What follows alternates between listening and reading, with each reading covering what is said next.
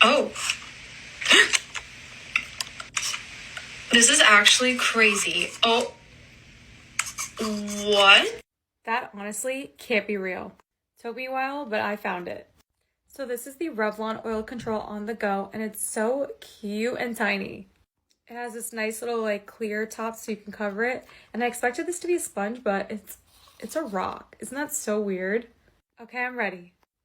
I'm starting on this cheek first. Wait a minute. Wait a damn minute.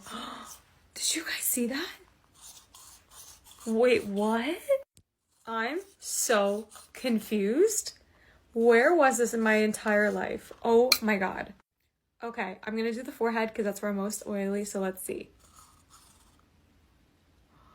What? I am so confused.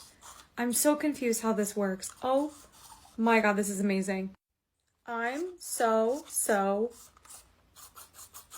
happy and confused all at the same time. This is amazing. You guys need to try.